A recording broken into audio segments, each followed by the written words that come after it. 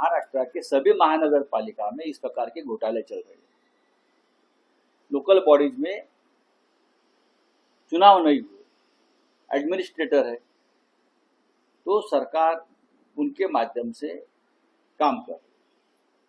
लेकिन मुंबई देखो, ठाणे देखो, नासिक देखो, पुणे देखो, कल्याण डोंबिवली, मीरा भाईंदर, सब जगह पे घोटाले घोटाले चल रहे हैं। मीरा भाईंदर में 70,000 का कचरे का डिब्बा ले रहे लोग, डस्टबिन 70,000 का, करोड़ों रुपए का घोटाला।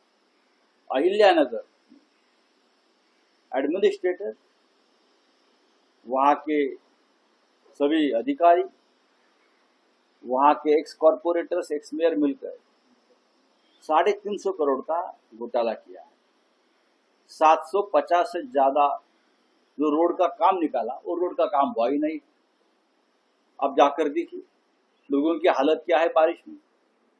लोग सड़क पर चल नहीं सकते, गाड़ी की बात छोड़ दो, तो पैसा कहाँ गया। मैंने सीएम साहब को ये बोला है कि भाई ये तो आप देखिए, आप बार बार बोलते हैं भ्रष्टाचार को मैं बर्दाश्त नहीं करूंगा, आपके सामने भ्रष्टाचार हो रहा है, देखो। लगातार आप लेटर भेज रहे हो, कार्रवाई अभी तक कोई नहीं, वो कार्रवाई नहीं करेंगे। कार्रवाई की उम्मीद कर रहे हो? नहीं, मैं उम्मीद में नहीं करता हूँ, लेकिन मेरा काम मैं करता रहूंगा।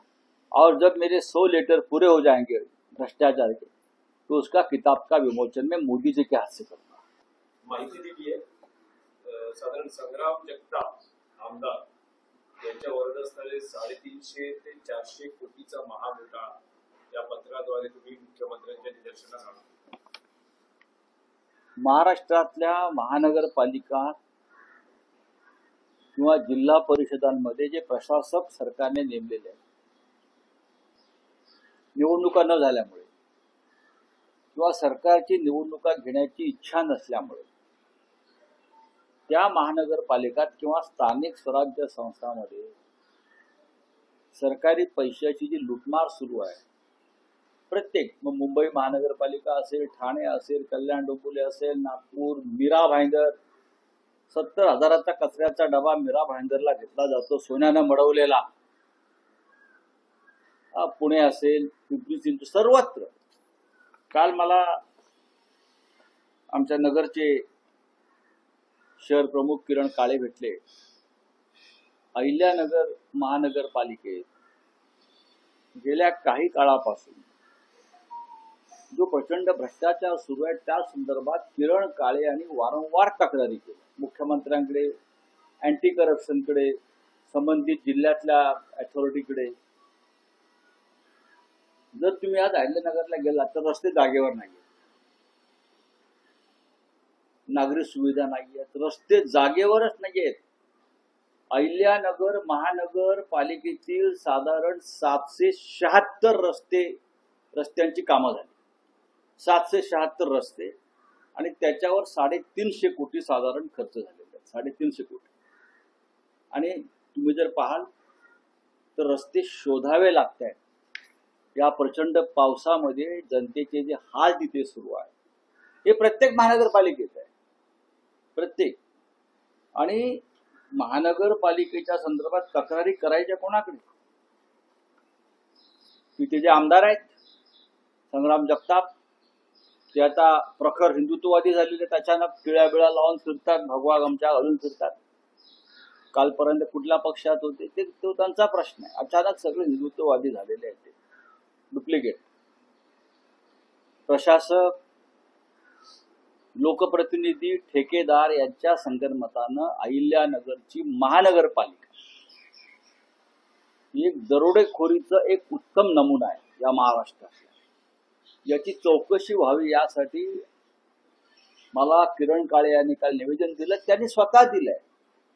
त्यांच्यावर कारवाई होत नाही त्यांनी दिल्यावर, म्हणून मी स्वतः मुख्यमंत्र्यांकडे पुराव्यासह फाईल पाठवली, आज मिळेल त्यांना। जर मुख्यमंत्री अशा भ्रष्टाचाराच्या तक्रारीवर कारवाई करत नसतील तर मी भ्रष्टाचारांना सोडणार नाही, तुरुंगातच जागा त्यांची।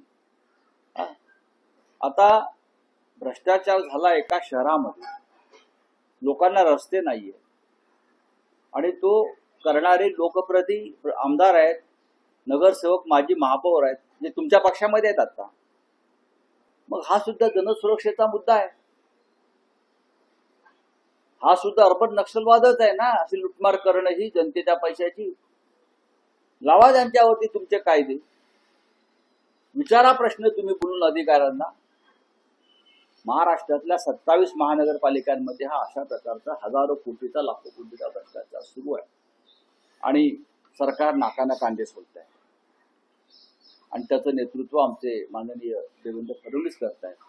अहिल्यानगरचा विषय अत्यंत गंभीर आहे. मी सगळी फाईल चाळली, 776 रस्ते बनवले आहेत असं ते सांगतायत आणि एकही रस्ता आज अहिल्यानगर मध्ये दिसत नाही. लोकांचे प्रचंड हाल आहेत, लहान मुलं, वृद्ध, शाळेत जाणारी मुलं. पहा जाऊन तुम्ही एकदा, आपण जाऊ सगळे. बोला पुढे काय.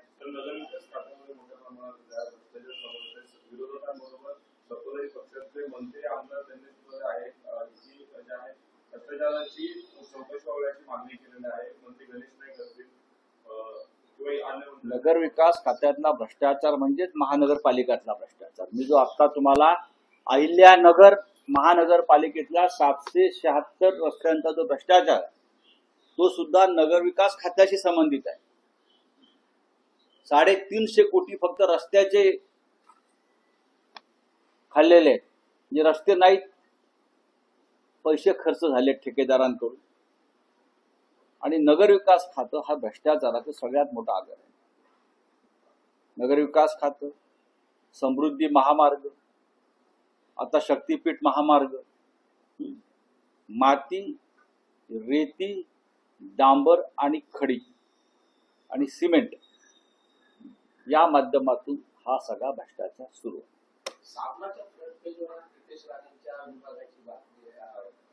असू द्या ना, सरकारी जाहिरात आहे.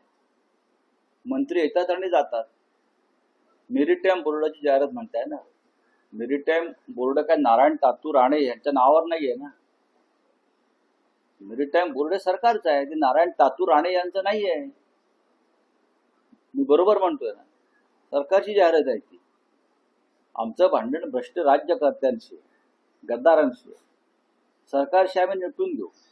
तुम्ही उद्धव ठाकरेंची मुलाखत घेतली आहे. 19 आणि 20 तारखेला ही मुलाखत प्रसिद्ध होते. त्याआधी तुम्ही जो टीजर समाज माध्यमांवर प्रसिद्ध केलाय, त्या उद्धव ठाकरे असं म्हणतात की राज ठाकरे आपल्या सोबतच आहे. का एक भाऊ एका भावाबरोबर नसावा का? जर एका मोठ्या भावानं लहान भावाविषयी मत व्यक्त केलं आहे की भाऊ माझ्या सोबत आहे, राज ठाकरे या क्षणी माझ्या सोबत आहे, त्याच्यामध्ये कोणाला अस्वस्थ व्हायचं कारण नाही.